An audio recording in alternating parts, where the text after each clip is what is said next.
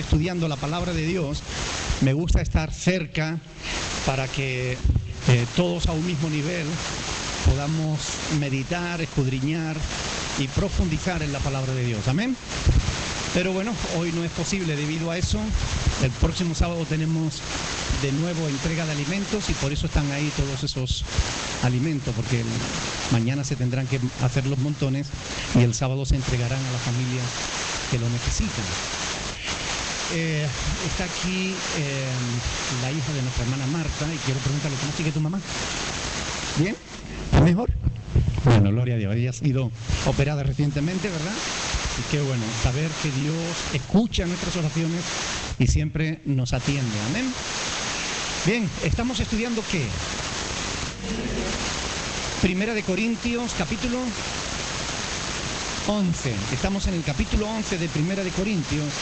Y la semana pasada estuvimos introduciendo el tema de la Santa Cena, de la comunión, de lo que llamamos la Mesa del Señor. Bueno, tiene muchos nombres: Santa Cena, comunión, Mesa del Señor, etcétera, etcétera, ¿no? Pero nos quedamos en los versículos del 20 al 22.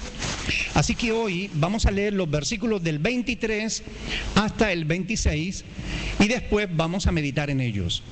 Vamos a leer primero la palabra del 11, 23 hasta el 26.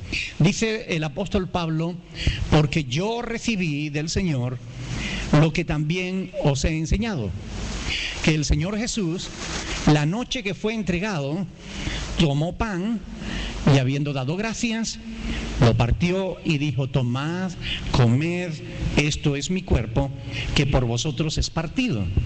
Haced esto en memoria de mí. Asimismo tomó también la copa después de haber cenado, diciendo: esta copa es el nuevo pacto en mi sangre. Haced esto todas las veces que la bebiereis en memoria de mí. Así pues, todas las veces que comiereis este pan y bebiereis esta copa, la muerte del Señor anunciáis hasta que Él venga. Amén. Bueno, hasta aquí la palabra del Señor. Pablo comienza ahí en el versículo 23 diciendo: porque yo recibí del Señor. Quiero hacerles una pregunta. Esto es un estudio y todos deben colaborar, ¿ok? Todos deben participar. ¿Quién instituyó la Santa Cena? ¿Seguro no fue el apóstol Pablo? Ahí está. Y es importante tenerlo en cuenta, porque por ahí hay algunas malas lenguas que dicen que en realidad el cristianismo no está fundado en Cristo, sino en Pablo, que fue el que se inventó todas las doctrinas cristianas. Oiga, eso no tiene fundamento, ni histórico, ni teológico, ni de ninguna otra índole. Quien instituyó la Santa Cena fue el mismo Señor Jesús. Y no lo dice solo Pablo, lo dice también Mateo, lo dice también Lucas, lo dice también Juan. Amén. Por tanto, nosotros sabemos que lo que Pablo enseñó en cuanto a esto, lo recibió del Señor. Y él lo dice aquí, ¿no? Sabemos el método que Jesús usó para dar a Pablo las instrucciones. A ver, alguien que levante la mano y me diga. ¿Sabemos cómo Dios le reveló eso a Pablo? ¿Fue a través de un sueño? ¿Fue a través de una visión? ¿Fue a través de otros apóstoles?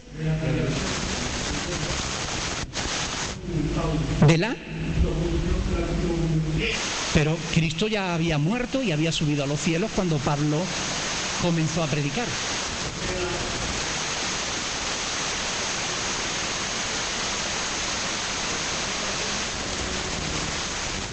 Cuando iba para Damasco. Ajá. Ajá. Bueno, que Jesús le apareció a Pablo. Ajá. Sí, pero ahí lo que Jesús le dice a Pablo es que lo había escogido para ser testigo de él en todas las naciones, es decir, que iba a ir ante los reyes, ante los gobernantes, etcétera, para dar testimonio en el nombre de Jesús. Pero no le reveló nada en ese momento sobre la Santa Cena, ¿no? ¿O sí? ¿Perdón? Por medio del Espíritu Santo. con los apóstoles. Pero Pablo no estaba allí, porque Pablo se convirtió después. O sea, ¿tú crees que se lo dijo a algún otro apóstol? Se lo dijo a Pablo. De hecho, Pablo estuvo hablando con Pedro a los 3 años de su conversión. Pablo fue a Jerusalén y estuvo hablando con Pedro.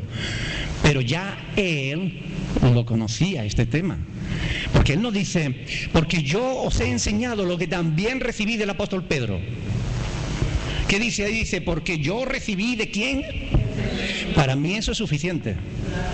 No sabemos el método que Dios usó, pero ni nos importa. Lo que sí nos importa es que el testimonio de Pablo está escrito. Él lo recibió ¿de quién? Punto, ya está. Lo recibió por sueño, por visión, por revelación, no lo sabemos. Sabemos que Jesús le estuvo hablando a lo largo de toda su vida, de todo su ministerio. Desde que Jesús le salió al encuentro en ese viaje a Damasco, Jesús siguió hablando con Pablo. Y Pablo estuvo hablando con Jesús. E incluso Pablo cita en 2 de Corintios que tuvo una experiencia mística, una experiencia espiritual, mediante la cual él en espíritu fue llevado al cielo. Y dice Pablo en 2 de Corintios que allí vio cosas que no le fue permitido contarnos, pero que son cosas hermosas las que nos espera. Y él dice cosas que ojo no vio ni han subido a corazón humano. No, el Señor no le permitió que nos la contara, pero él dice, cosas tremendas, ¿no? Es decir, Pablo tuvo muchas oportunidades a través de las cuales estuvo en contacto con el Señor. Y el Señor tuvo muchas oportunidades de enseñar a Pablo y de mostrarle a Pablo cuál era la verdad. No sabemos el método que usó, pero sí sabemos lo que Pablo dice, porque yo os he enseñado lo que asimismo recibí del Señor. Punto. Yo recibí del Señor lo que también os he enseñado. Así que esto es importante. Miren, Gálatas 1, del 15 al 24, vamos a leerlo. Gálatas capítulo 1, aquí vemos que realmente Pablo estuvo... Gálatas 1, del 15 en adelante. Dice, pero cuando agradó a Dios, Gálatas 1, 15, pero cuando agradó a Dios, que me apartó desde el vientre de mi madre y me llamó por su gracia, revelar a su Hijo en mí, para que yo le predicase entre los gentiles, no consulté enseguida con carne y sangre, es decir, no consulté con nadie, ni subí a Jerusalén a los que eran apóstoles antes que yo, sino que fui a Arabia y volví de nuevo a Damasco. Después, pasados 3 años, pasados 3 años predicando el Evangelio, Pablo durante esos 3 años no estaba quieto ni callado. Él empezó a predicar, según Hechos de los Apóstoles, inmediatamente que cayeron aquellas escamas de sus ojos. Y dice el evangelista Lucas, el historiador Lucas, dice, y enseguida predicaba a Cristo. O sea que durante esos 3 años él estuvo predicando de Cristo. Dice, y después, pasados 3 años, subí a Jerusalén para ver a Pedro y permanecí con él 15 días. Pero no vi a ningún otro de los apóstoles, sino a Jacobo, el hermano del Señor. Sabéis que Jacobo estaba como pastor en la iglesia de Jerusalén. Dice, en esto que os escribo, he aquí, delante de Dios, que no miento. O sea que Pablo está hablando claramente que él lo que predicó, no lo predicó porque lo hubiera recibido de nadie. Él lo había recibido de parte del Señor. Y esa declaración es lo que nosotros tenemos que valorar, lo que Pablo dice. Nadie puede contradecir el testimonio del apóstol, porque el apóstol escribe siendo inspirado por el Espíritu Santo. Amén. Ahora, volviendo otra vez a 1 de Corintios capítulo 11, del 23 al 26, estas palabras que tenemos aquí escritas es la fórmula usada para celebrar la Santa Cena, la Cena del Señor. Es decir, esta es la fórmula que normalmente utilizamos Cuando ustedes saben que cuando vamos a tomar la Santa Cena, recurrimos a este pasaje porque nos da una síntesis global de la institución, de lo que Cristo enseñó, de lo que el Señor Jesús quiso que nosotros hiciéramos. Así que, por eso dice Pablo ahí, porque yo recibí del Señor lo que también os he enseñado. Mire, es importante esto, la recepción y la transmisión del conocimiento de Dios. La recepción y la transmisión. Pablo recibe y transmite, ¿verdad? Y esto que Pablo dice aquí lo repite varias veces. Vamos a ver, por ejemplo, el capítulo 15 de Primera de Corintios, capítulo 3. Primera de Corintios, capítulo 15, verso 3. Dice, porque primeramente os he enseñado lo que asimismo recibí. Es decir, Pablo en ningún momento se está poniendo medallas. Pablo en ningún momento se está poniendo galones ni estrellas. Pablo en ningún momento está diciendo, esto os lo enseño yo porque se me ha ocurrido a mí. En ningún momento. Pablo siempre está dando testimonio de que lo que él enseña, primero lo ha recibido.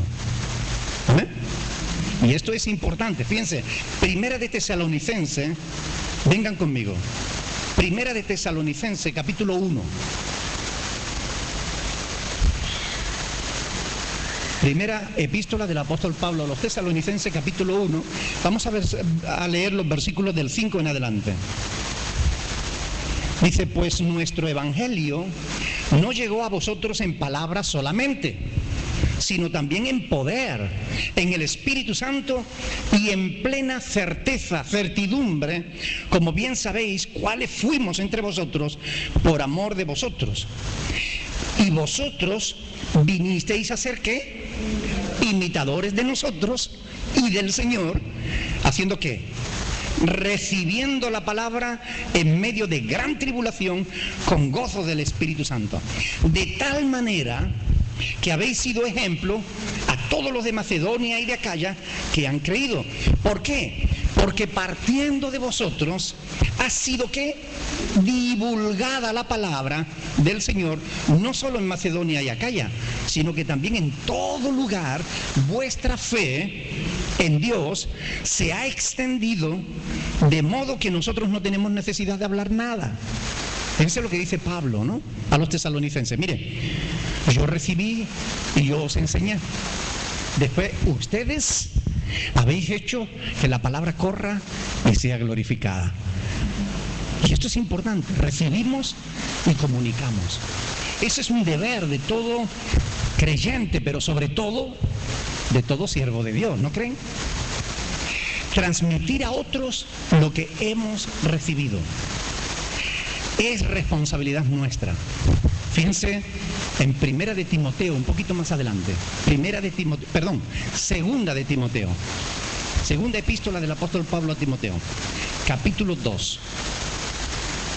Y ahora vais a entender a dónde quiero llegar con esto. Segunda de Timoteo, capítulo 2, versículo del 1 al 2. ¿Lo tienen? Dice la palabra lo siguiente.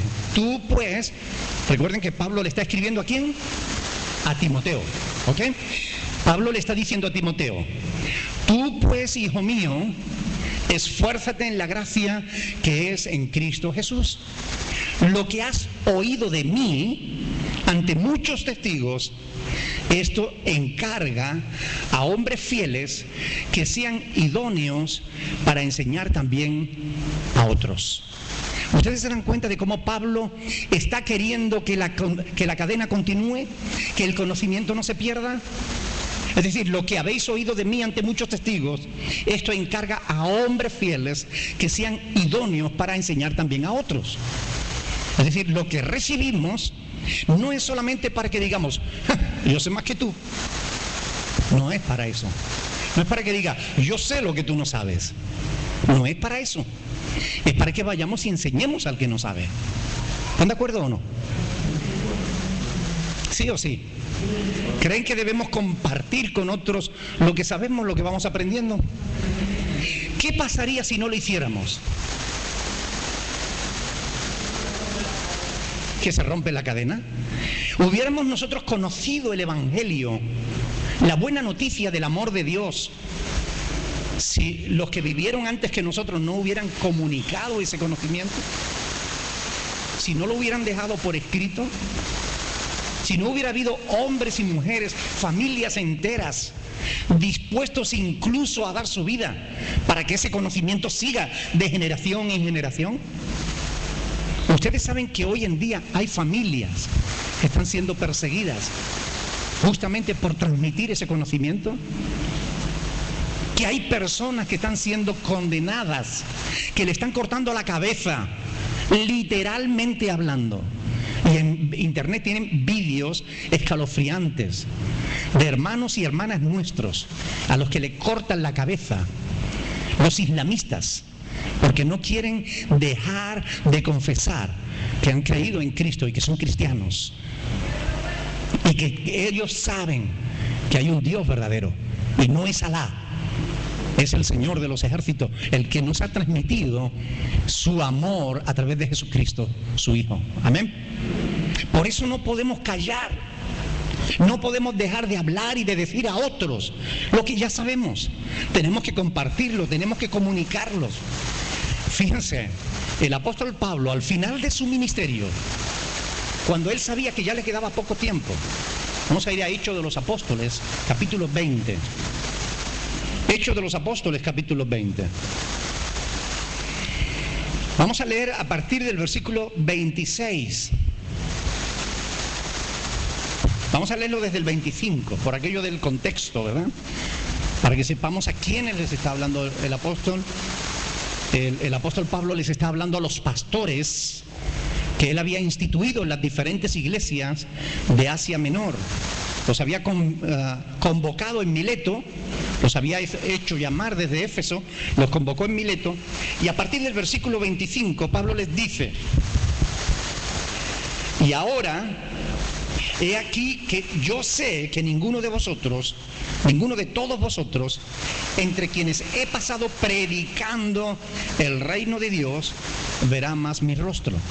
Pablo ya lo sabía, se estaba despidiendo de aquellos pastores. Por tanto, yo os protesto en el día de hoy que estoy limpio de la sangre de todos. ¿Por qué decía Pablo esto?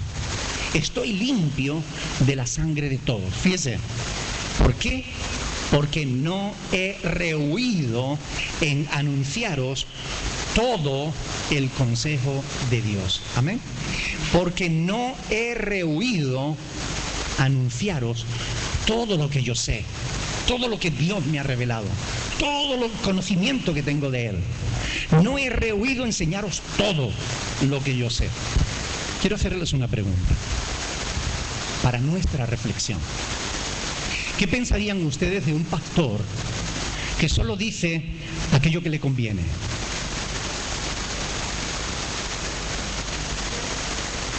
¿Perdón? ¿Qué es? Es un impostor, claro, no es un verdadero siervo de Dios. Así de sencillo, ¿verdad? ¿Y si en vez de un pastor fuera un sacerdote? También es un impostor, no es un verdadero siervo de Dios. Y es curioso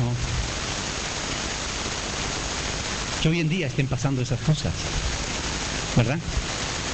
Que hay quienes cogen la palabra de Dios y solo toman textos fuera de contexto como pretexto para sus propios intereses. ¿Ustedes creen que eso es correcto? ¿Ustedes creen que esas personas se saldrán con la suya? Aquí puede, pero todos vamos a pasar por el tribunal de Cristo. Y cada uno recibirá allí lo que sus obras merezcan. Amén. Y esto es importante no olvidarlo. Este es un mandato de Dios. Tenemos que anunciar lo que ya sabemos de Él. Si este mandato no se cumpliese, el Evangelio se hubiera perdido. no hubiera llegado hasta nosotros la buena noticia de que a pesar de que estamos condenados por nuestros pecados, porque la paga del pecado es muerte, tenemos un regalo en Dios, y es a Jesucristo su Hijo, quien se ofreció como sustituto para recibir en sí mismo el castigo que nuestros pecados merecían. Y Él sufrió por mis pecados, y Él sufrió también por los tuyos. Y esta buena noticia de que hay salvación, de que hay perdón de los pecados, de que hay resurrección y vida eterna, no la hubiéramos conocido si hombres como Pablo no hubiesen transmitido el conocimiento que ellos habían recibido. Ahora la pregunta que tenemos que hacernos todos es la siguiente: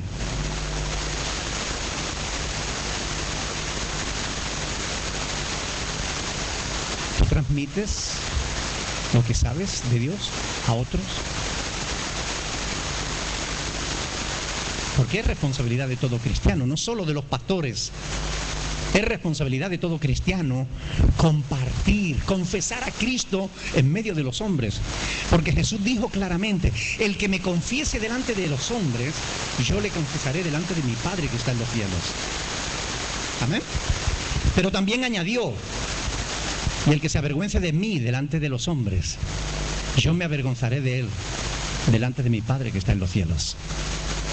Así que Dios quiere que nosotros compartamos con los demás lo que ellos no conocen de la palabra de Dios. Hay cristianos, ustedes se pueden creer que hay cristianos que juzgan a la gente que están ahí afuera porque no conocen.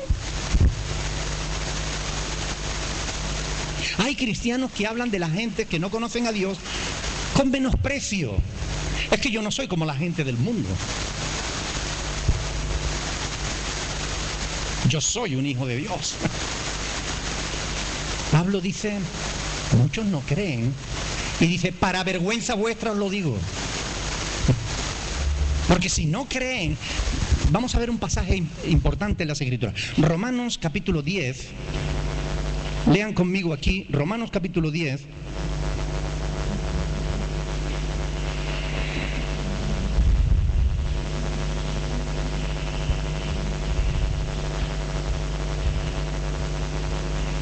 Vamos a leer a partir del versículo 8. Es muy interesante este pasaje de la Escritura. Fíjense, presten atención a lo que dice el apóstol Pablo aquí. Romanos capítulo 10, versículo 8. Él pregunta: ¿mas qué dice? Cerca de ti está la palabra, en tu boca y en tu corazón está la palabra de fe que predicamos. La palabra de fe es esta: que si confesares con tu boca que Jesús es el Señor y creyeres en tu corazón que Dios le levantó de los muertos, ¿qué dice ahí? Serás salvo. Porque con el corazón se cree para justicia, pero con la boca se confiesa para salvación. Pues la Escritura dice: todo aquel que en Él creyere no será avergonzado. Porque no hay diferencia entre judío y griego, pues el mismo que es Señor de todos es rico para con todos los que le invocan. Porque todo aquel que invocare el nombre del Señor será salvo.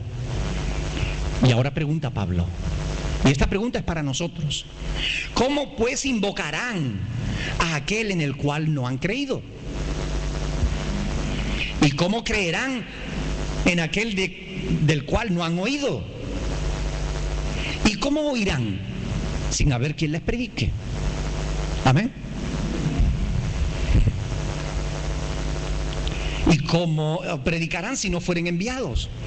Como está escrito: cuán hermosos son los pies de los que anuncian la paz, de los que anuncian las buenas nuevas. Cuán hermosos son los pies de los que ocupan su tiempo en predicar, en compartir su fe, sus experiencias con otros. Porque no nos ha llamado Dios a discutir sobre doctrina. No nos ha llamado Dios a quitarle la fe a los demás. Es que tu fe es falsa. Tú no debes de creer en la idolatría. Tú no debes de creer en los santos. Tú tienes que... Oiga, nos ha llamado Dios a predicar las buenas nuevas de salvación. Y las buenas nuevas de salvación es que hay perdón para nuestros pecados por fe en Cristo Jesús, que hay esperanza de resurrección, que hay esperanza de vida eterna. Esas son las buenas nuevas de salvación. No tienen que ver con discusiones teológicas. Si tú intentas quitarle un hueso a un perro, te va a morder. Pero si le enseñas una chuleta, él solo tirará el hueso. No trates de quitarle la fe a la gente, aunque sea errónea. Deja que sea el Espíritu Santo quien lo convenza. Tú preséntale la buena nueva de salvación. Cuéntale lo que Dios ha hecho en tu vida. Cuéntale cómo Dios te ha perdonado a ti. Cuéntale cómo Dios ha cambiado tu forma de entender la vida. Quizás así se sientan atraídos. ¿Amén? La palabra de Dios es clara. Tenemos una responsabilidad de compartir con los demás lo que sabemos. Es nuestra responsabilidad. ¿Sí o no? Sí lo es. Porque yo recibí del Señor lo que también os he enseñado. 1 Corintios 11, 23. Que el Señor Jesús, la noche que fue entregado. ¿Por qué este dato? ¿Por qué Pablo dice la noche que fue entregado? ¿Por qué este dato? ¿Es importante por algo? ¿Qué aporta al relato? ¿No era mejor ir directo al grano? ¿A lo que Jesús hizo? ¿Por qué nos da este dato de que fue justamente la noche que fue entregado? ¿Por qué creen?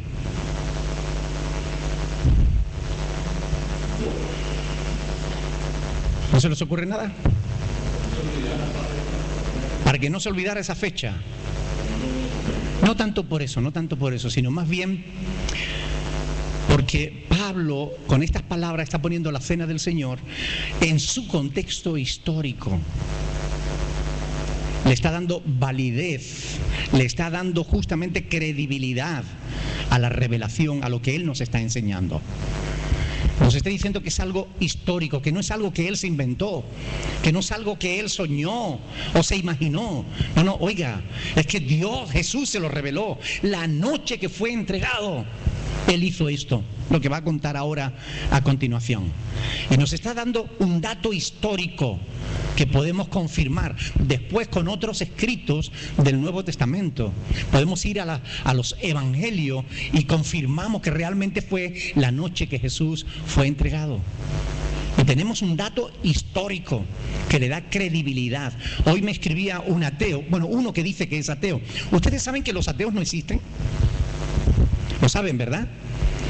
Yo le decía a este ateo, porque él me estaba poniendo objeciones a mi fe, ¿no? A lo que yo expreso a través de los vídeos que tenemos en YouTube y en Internet, ¿no?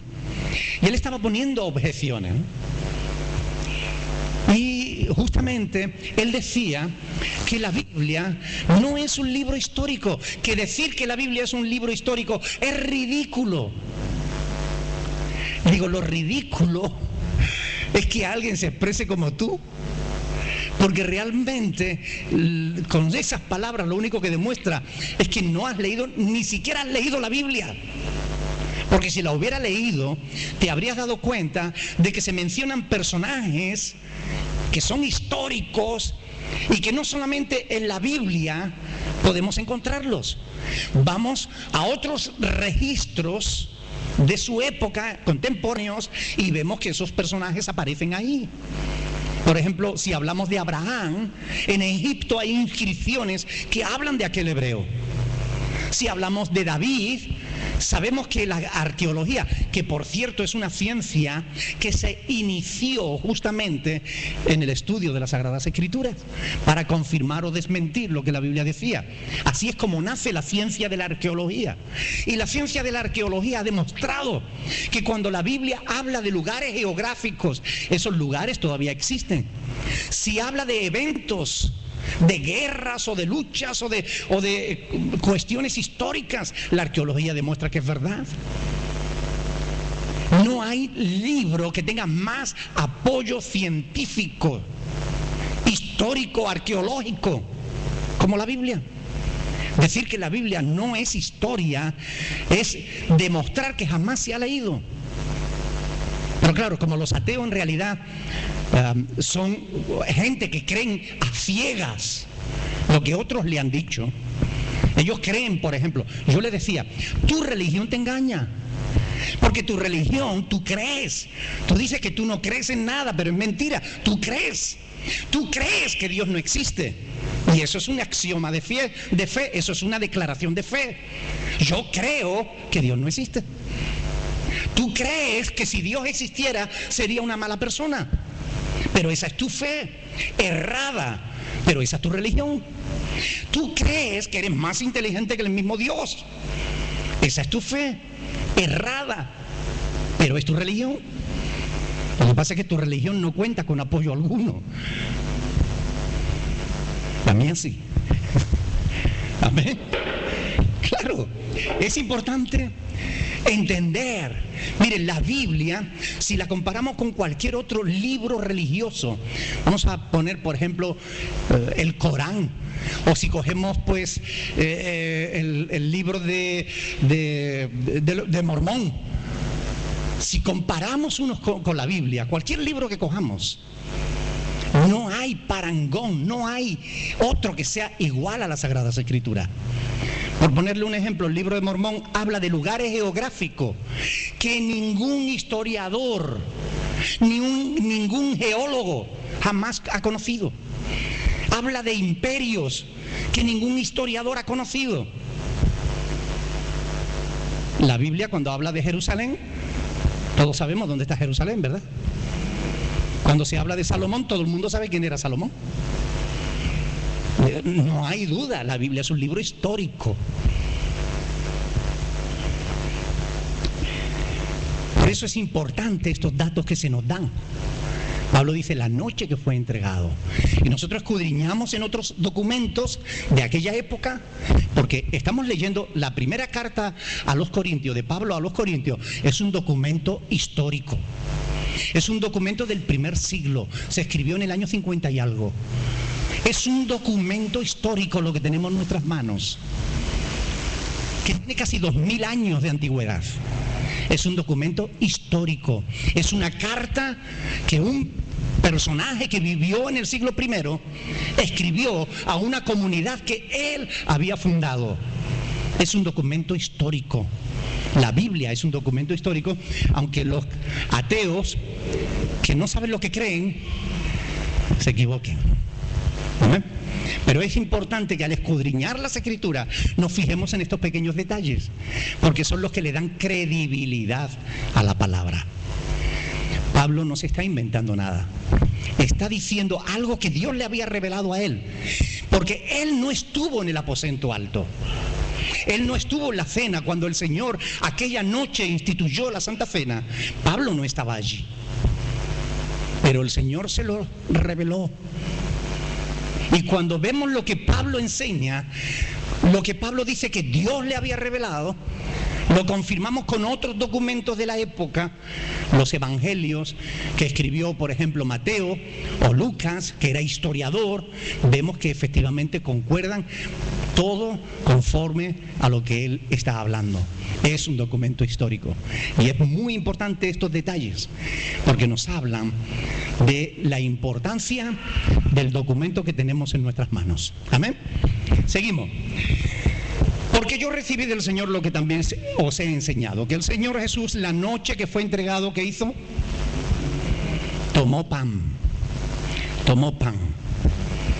Mire, el pan y el vino son los dos únicos elementos usados por Jesús en la institución de la Santa Cena.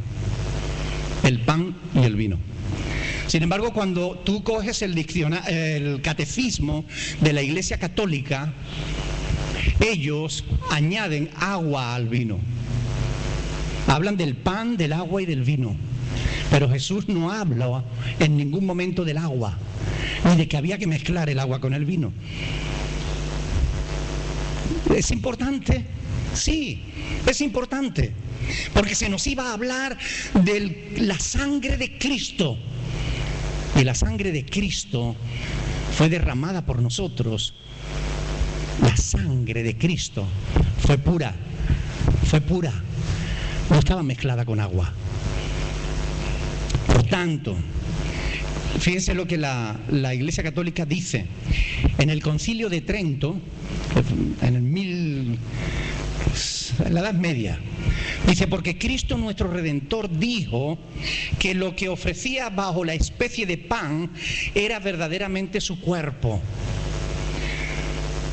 Por eso, dice, porque Cristo nuestro Redentor dijo que lo que ofrecía bajo la especie de pan era verdaderamente su cuerpo, se ha mantenido siempre en la Iglesia esta convicción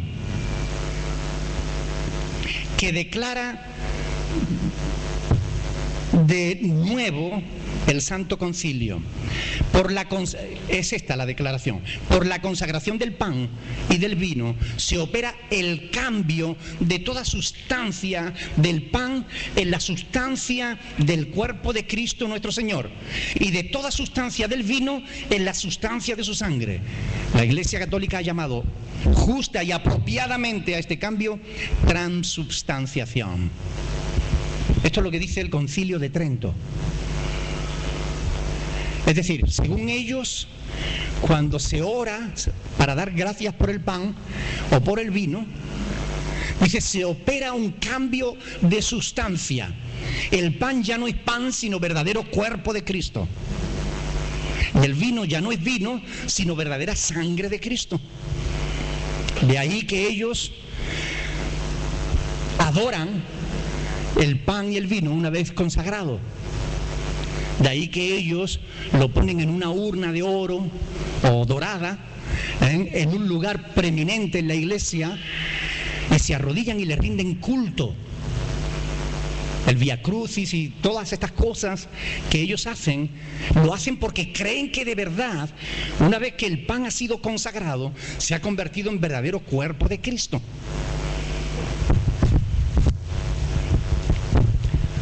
Eso está en el Catecismo de la Iglesia Católica, en el artículo 1376, página 386. Ahora, ¿realmente se produce una transubstanciación? ¿Se cambian los elementos de pan, deja de ser pan y se convierte en verdadera carne de Cristo? Es absurdo pensarlo siquiera. Nosotros no enseñamos la transubstanciación de los elementos. Es una doctrina falsa. Es una doctrina que parte de una incorrecta interpretación de las Sagradas Escrituras. Es una interpretación incorrecta. Cuando Cristo toma el pan y dice, esto es mi cuerpo, está poniendo una figura literaria. Está usando un ejemplo. Cuando Jesús dice, yo soy la luz del mundo, no se convierte en una bombilla, ¿verdad? Cuando Él dice, yo soy el camino, no se convierte en un pedregal. Cuando Él dice, yo soy la puerta, el que por mí entrare será salvo, ¿está hablando de que eres un trozo de madera? ¿Se convierte la puerta en verdaderamente Cristo porque Él dice, yo soy la puerta? Evidentemente no. Cuando Jesús dice, yo soy la vid verdadera, ¿se empieza a echar uva a Él? Interpretemos correctamente las Escrituras. ¿Qué estamos haciendo? Seamos adultos. Pablo dice, cuando yo era niño, hablaba como niño, juzgaba como niño, pero cuando fui adulto dejé lo que era de niño. Parece que la Iglesia Católica todavía en estas cosas no ha dejado de ser niño y sigue interpretando mal las Sagradas Escrituras. Ustedes entienden, ¿verdad? Juan 15:1, yo soy la vid verdadera. Juan 14:6, yo soy el camino, la verdad y la vida. Juan 10:7, yo soy la puerta. Hay multitud de pasajes en los que Cristo usa ese lenguaje que es rico en figuras, pero es solamente figuras. No van de ser interpretadas de manera literal. Porque si la interpretamos de una manera literal, vamos a cometer errores. Y es importante entender bien la palabra del Señor. Amén. Por tanto, el pan y el vino siguen siendo pan y sigue siendo vino. Hemos orado, hemos dado las gracias. A eso la Iglesia Católica le llama consagración. Bueno, vale, vamos a consagrarlo. Oramos y le damos gracias a Dios por ese pan que es símbolo del cuerpo de Cristo. Participamos de él y lo que sobra lo tiramos, porque es solamente un símbolo. Y lo importante no es el símbolo, sino lo que ese símbolo simboliza, valga la redundancia. ¿Están de acuerdo o no?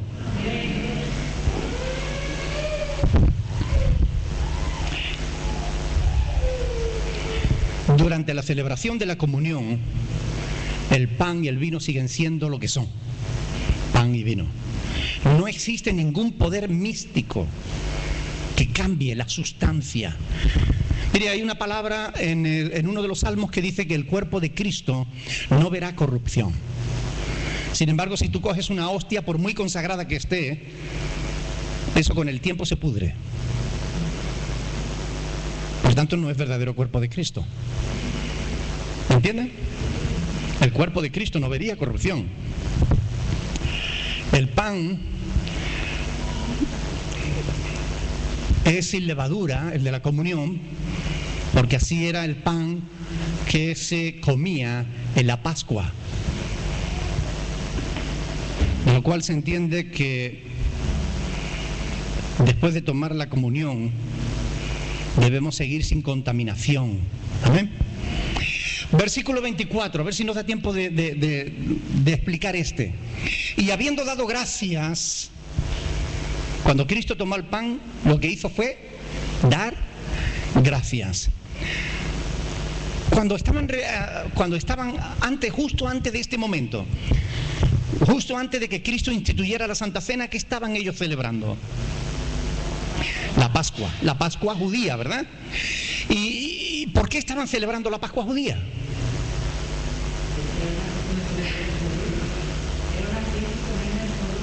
Era una fiesta solemne del pueblo judío. ¿Y qué celebraba? La salida de Egipto. Es decir, que ellos habían sido liberados después de 430 años de esclavitud.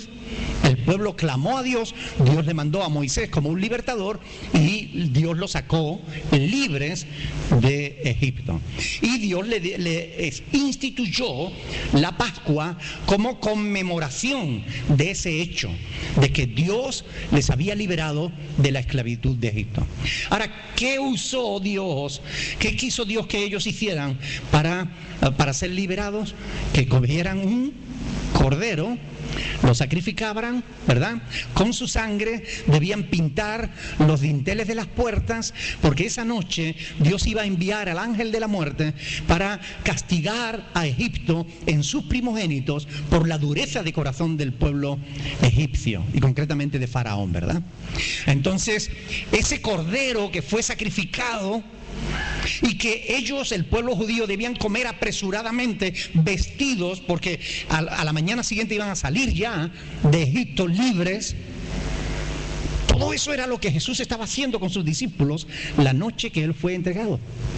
Y después de la cena pascual fue que Cristo instituyó la Santa Cena, lo que llamamos la mesa del Señor, la comunión. Nosotros no somos judíos, ¿verdad? Ni hemos estado esclavos en Egipto. ¿Por qué debemos nosotros dar gracias en la Santa Cena? ¿Perdón? Por el sacrificio que Cristo hizo por nosotros. ¿Alguien me puede explicar eso? ¿Por qué necesitábamos nosotros que Cristo se sacrificara? Establecía una nueva ley, pero ¿por qué tenía? ¿Acaso estábamos nosotros cautivos de algo? Nuestra relación con Dios estaba rota. ¿Por qué? Por el pecado. Éramos pecadores. Estábamos esclavos de nuestros pecados. ¿Y no podíamos librarnos a nosotros mismos? No. Nadie puede librarse a sí mismo. Jeremías dice: aunque amontones lejía sobre ti, ¿verdad? No podrás limpiar tu pecado. El pecado, lo único que quita el pecado es el sacrificio del Cordero de Dios. Este es el Cordero de Dios que quita el pecado del mundo, ¿verdad? Cristo fue el Cordero pascual, el Cordero que se sacrificó por todos nosotros, el Hijo de Dios, para librarnos de la esclavitud del pecado, que nos llevaba a rastras a la condenación y a la muerte. No tenemos que celebrar la Pascua judía. Ahora hay que tener cuidado porque por ahí andan muchos judaizantes que quieren hacernos volver otra vez al antiguo pacto, que quieren hacernos otra vez celebrar celebraciones judías. No, oiga, nosotros no somos judíos, no tenemos que guardar las fiestas judías. Lo que tenemos que hacer es lo que nos enseña la palabra de Dios, ¿verdad? Nosotros, si tenemos que dar gracias en la Santa Cena, no es por el Cordero, porque fuimos liberados de Egipto, sino porque fuimos liberados de nuestros pecados, por la ofrenda del propio Cristo que se dio a sí mismo para el perdón de nuestros pecados. ¿Amén? La fidelidad a una ley no te puede librar del pecado, porque la ley de Dios no hay quien la pueda cumplir entera, sin faltar a ni uno solo de sus mandamientos. Por esa razón el sacrificio de Cristo es una fuente de bendición para nosotros, que no debe llenarnos de pesar o tristeza por lo que Él tuvo que sufrir. No tenemos que centrar nuestra mente en eso, sino el por qué Él se ofreció. ¿Amén? Se ofreció, y con gozo y alegría tenemos que recordarlo para nuestra liberación. Por eso dice el versículo 24, y habiendo dado gracias. Por cierto, ¿tú das gracias a Dios cuando comes? Porque sabes que hay millones de personas en el mundo que no están comiendo, ¿no? Y se están muriendo de hambre, ¿no? A veces somos tan egoístas que estamos tan acostumbrados a los milagros que ni siquiera nos paramos a decir, Señor, gracias por este pan que comemos. Porque hay millones de personas que están muriendo de hambre. Y nosotros tenemos para comer, ¿verdad? Y no es porque nosotros seamos mejores, sino simplemente porque la misericordia de Dios así nos lo ha permitido. Tomad y comed, dice ahí el Señor. Lo partió y dijo, tomad, comed. Jesús nos está invitando, simbólicamente, pero nos está invitando a recibirle a Él mismo. Tomad, porque Él va a decir, este es mi cuerpo, esta es mi sangre. Tomad y comed. Nos está invitando a comerle. ¿Saben que por este mensaje algunos incrédulos del siglo I y II criticaban a los cristianos porque decían que nos comíamos a los niños? Esos comen carne, son caníbales, decían. Porque se predicaba, el que come mi carne y bebe mi sangre.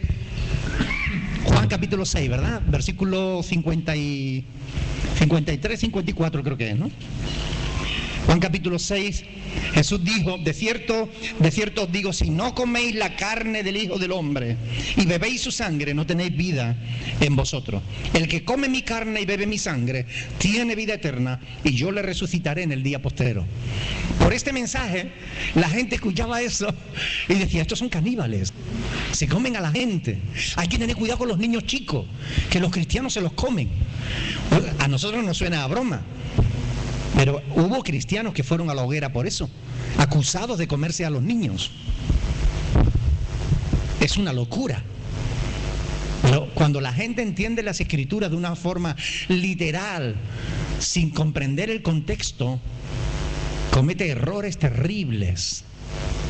Terribles. Por eso es importante comprender bien las Escrituras, ¿no creen? Por eso hay que escudriñarla, por eso hay que estudiarla, por eso no podemos solamente leerla e interpretarla con la mentalidad de ahora del siglo XXI. Tenemos que trasladarnos a ese momento. ¿Qué estaba diciendo? ¿A quién se lo estaba diciendo? ¿Por qué se lo estaba diciendo? ¿Cómo se lo dice? ¿Cómo lo entendieron? ¿Qué tiene que ver eso conmigo? Cuando le hacemos preguntas al texto, es más fácil de comprenderla y no salirnos del contexto. ¿Eh? Por tanto, Jesús estaba invitándonos ahí en 1 Corintios 11, 24. Tomad, comed. Esto es mi cuerpo que por vosotros es partido. comer y para la carne y la sangre de Cristo debemos hacerlo por fe. Por lo cual la Santa Cena es también una invitación a creer en Jesús, a creer que el Hijo de Dios nos amó y dio su vida en rescate por todos nosotros. ¿Alguien tiene pregunta? ¿No?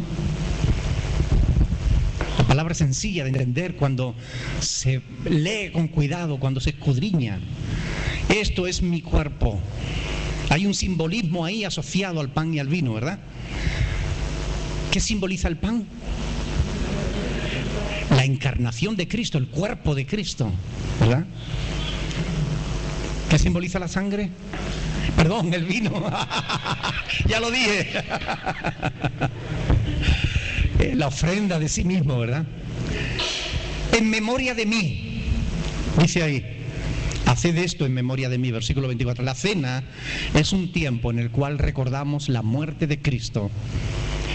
Y el acto de recordar no se concentra ni se debe concentrar en el dolor, en la tristeza, en la muerte.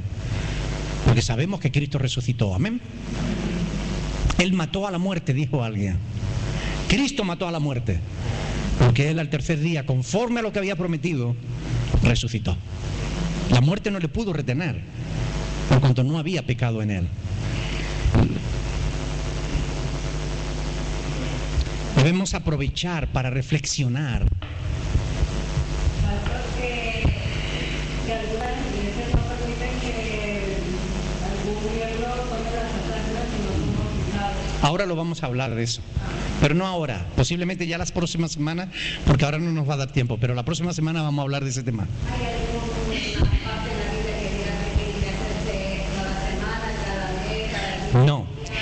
No. Sin embargo, sabemos que históricamente la historia, no la historia bíblica, sino la historia secular y religiosa de la época, nos dice que la Santa Cena se solía hacer cada semana, cada domingo. Hay documentos históricos del segundo siglo que lo dice así, ¿no?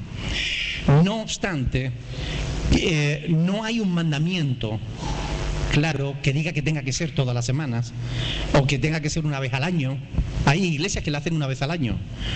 Nosotros la hacemos una vez al mes, porque si lo hacemos demasiado frecuente perdemos el sentido real que tiene, el sentido sagrado que tiene ese acto de recordar lo que Jesús hizo por nosotros. Y si lo hacemos muy de tarde en tarde, lo sacralizamos tanto y le damos tanta importancia que lo convertimos el símbolo, le damos más importancia al símbolo que a lo que simboliza realmente, que es nuestra comunión con Dios y con los demás, ¿verdad? Por tanto, lo hacemos así, una vez al mes.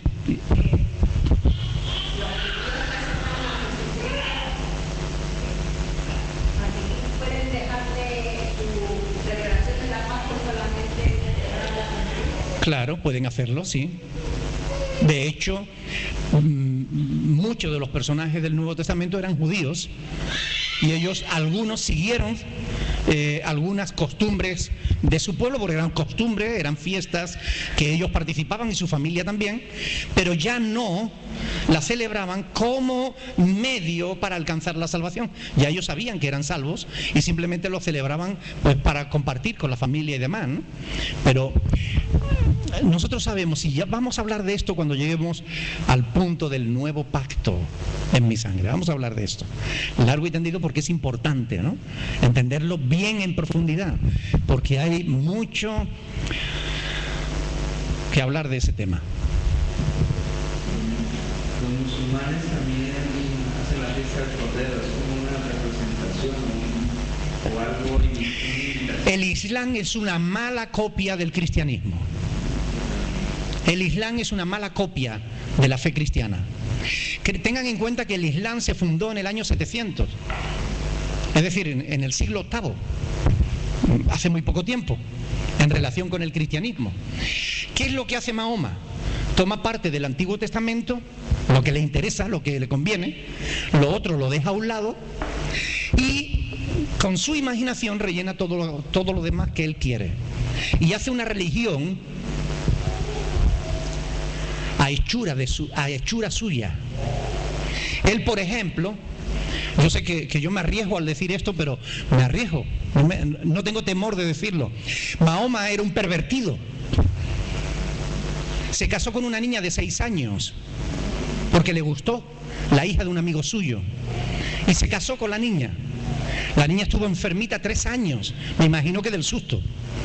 A los 9 años la poseyó como su esposa más querida. Eso es ser un pervertido. El Corán, el libro sagrado del Islam, dice que a la mujer hay que pegarle donde no se le note. Ese mismo libro, hecho a imagen del hombre, dice que si te casas con una niña que todavía no ha menstruado, no te acuestes con ella durante 3 meses, no vaya a ser que esté embarazada de otro. Esas cosas son las que dice el Corán. Vayan a una librería y cómprenlo. El Corán es el libro que hoy en día está llevando a los musulmanes a ponerle bombas a sus hijos y mandarlos a matar judíos o a matar a cualquiera que no sea islámico. El Corán es una falsa religión, es apóstata, es la religión del diablo. Así de simple. Y créanme, sinceramente les digo que en los últimos tiempos el anticristo va a salir de ahí. Va a salir de ahí. O sea, porque es la religión falsa, apóstata, es la gran ramera, junto con la Iglesia Católica. No tiene nada que ver con la palabra de Dios. Nada. No sé, lo puedo decir más alto, pero creo que más claro no.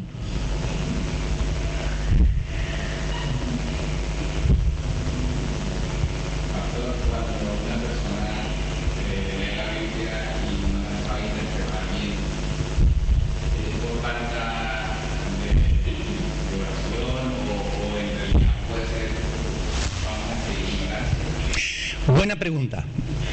Para los que están en internet y no lo han podido escuchar, él ha preguntado si cuando uno lee la Biblia no la entiende, si es por ignorancia o por falta de preparación y tal. Miren, para todo en esta vida hay que saber. Para todo. Yo siempre pongo un ejemplo muy sencillo. Le digo, si a usted lo llevan a trabajar a un hotel, si usted es una señora que ha hecho miles de veces su cama y la de sus hijos, usted empieza a trabajar en un hotel, el primer día va a tener una gobernante al lado que le va a decir cómo tiene que hacer la cama. Aunque usted esté cansada de hacer camas, el primer día va a tener alguien ahí que le va a decir, quiero que lo haga de esta manera, de esta y de esta y de esta. Si usted quiere trabajar de cualquier cosa, a usted el primer día le van a enseñar y le van a decir cómo tiene que hacer las cosas. Ahora, ¿quién nos enseña a nosotros? Ciencias como la hermenéutica. Es decir, la Biblia es un documento antiguo. Es un documento cuyas partes más antiguas tienen más de 3.500 años. Los 5 primeros libros de la Biblia, el Pentateuco, Génesis, Éxodo, Levítico, Número y Deuteronomio, tienen más de 3.500 años. Las partes más nuevas, como son las epístolas del apóstol Juan y el Apocalipsis, o libro de Revelación, tienen casi 2000 años. Son documentos antiguos. Y no podemos tomar un documento antiguo y tratar de entenderlo con la mentalidad actual. Mire, si vamos nosotros a una estela egipcia y vamos viendo los simbolitos y vemos un ave y un pez y un cocodrilo y no sé qué, no podemos interpretarlo a nuestra imaginación. Tenemos que estudiar qué era el pez para los egipcios, cómo lo entendían ellos, por qué lo escribían donde lo escribían y lo ponían como lo ponían. Entonces, para entender la Biblia hay que estudiar. Si no lo hacemos, y eso es lo que nosotros hacemos aquí, estudiar. Si no estudiamos, si vamos a la Biblia y tratamos de entenderla con nuestra capacidad, vamos a equivocarnos. Por ejemplo, vamos a tomar textos históricos y los vamos a confundir con textos doctrinales. ¿Qué es un texto histórico? ¿Qué es un texto doctrinal? Hay que aprender. Un texto histórico es, Judas cogió una cuerda y se ahorcó. Oiga, es que eso está en la Biblia. Usted tiene que coger una cuerda y ahorcarse. ¿Ustedes creen que se puede interpretar así? Sería absurdo, ¿verdad? Oiga, ahí nos está diciendo algo que hizo ese señor. Pero no necesariamente porque esté en la Biblia significa que sea bueno. Ni necesariamente porque esté en la Biblia significa que yo lo tengo que hacer. Significa que ese señor lo hizo. Eso es un texto histórico. Ahora, si Dios me dice a mí, aquí en este pasaje, haced esto en memoria de mí, y se lo está diciendo a la iglesia, yo como iglesia tengo que hacer eso. Eso es un texto doctrinal. ¿Entendemos la diferencia? Ahora, si no entendemos la diferencia, si nadie nos enseña, podemos acabar cogiendo Deuteronomio capítulo 11, donde ponga la planta de tus pies será tuyo. Y vamos a casa del vecino, ponemos los pies en el patio del vecino y decimos, en el nombre de Jesús tomo posesión de este terreno. Vecino, ya se puede ir de aquí, que esto es mío. ¿Podemos interpretar la escritura así? Claro que podemos, pero no debemos. Hay que estudiar. La ciencia de la hermenéutica es la ciencia de la interpretación bíblica. Y eso es una ciencia. Y la ciencia hay que estudiarla. Miren, ¿se dejarían ustedes operar de la cabeza por un neurocirujano que estuviera en primero de medicina? Yo no. Yo no sé ustedes. Yo no. Sin embargo, hay gente que la primera vez que cogen una Biblia ya la están interpretando a su manera. No es que la Biblia dice, pero hombre de Dios, escudriñe, aprenda, estudie, escudriñe, ¿verdad? Sin saber, el ser humano es muy dado a hablar sin saber, sin conocimiento de causa. Por eso, alguien que se considera ateo te dice, no, la Biblia es un rollo. Oiga, vamos a ver, ¿usted ha leído la Biblia? No, yo no, pero entonces, ¿cómo puede decir que es un rollo? Si no la ha leído. ¿Cómo se atreve a hablar de lo que no conoce? Es que la ignorancia es muy atrevida.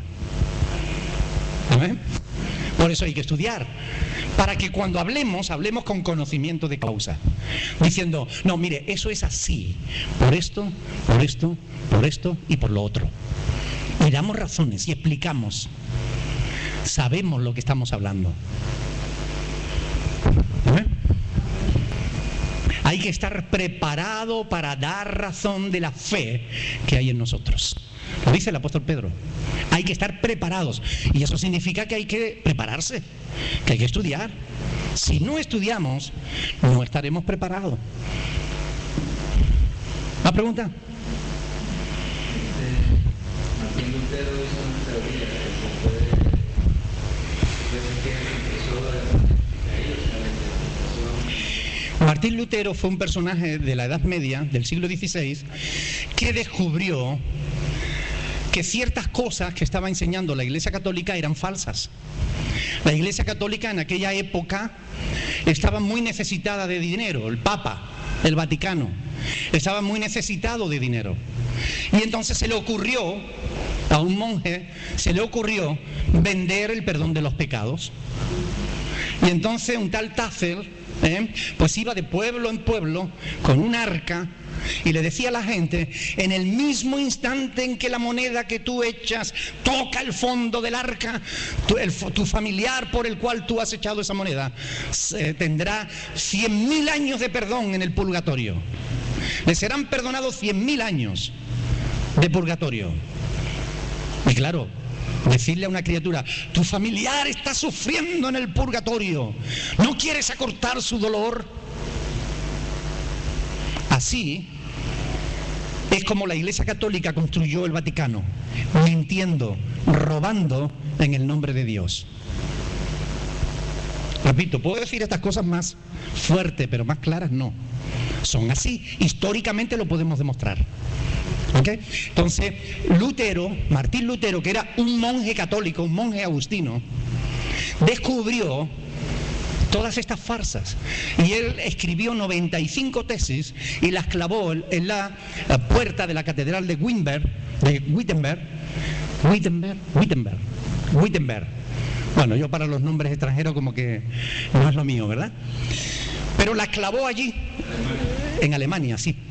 Él clavó aquellas 95 tesis y se produjo una revuelta religiosa.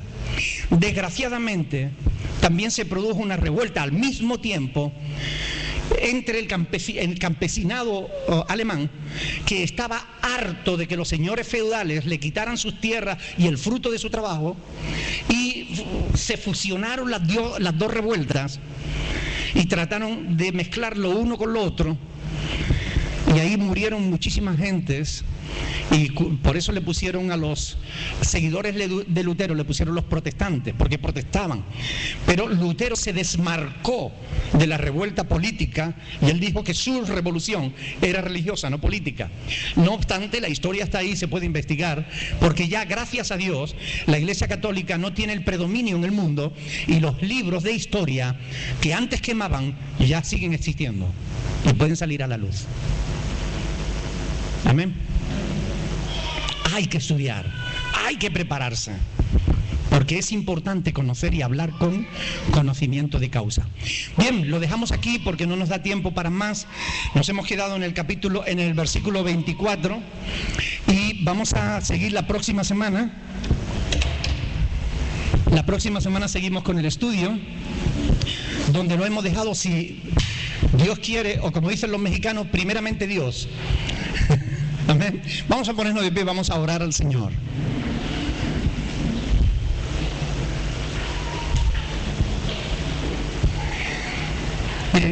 Creo que tenemos un tesoro. Al tener la palabra de Dios, tenemos un tesoro en nuestras manos. Ya los apóstoles y los discípulos de los apóstoles hubieran dado casi su vida por algo así como esto, por tener toda la escritura en un solo libro a su alcance. Porque la Biblia son 66 libros, no es uno solo. Lo tenemos en uno, pero son 66 documentos de diferentes épocas que contienen la revelación de Dios y de su voluntad para nuestras vidas.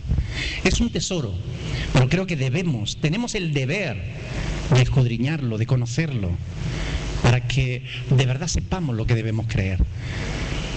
No para que nos dejemos guiar de nuestro corazón, que es engañoso, como dice el profeta Jeremías, sino que creamos lo que de verdad dice la palabra. Amén.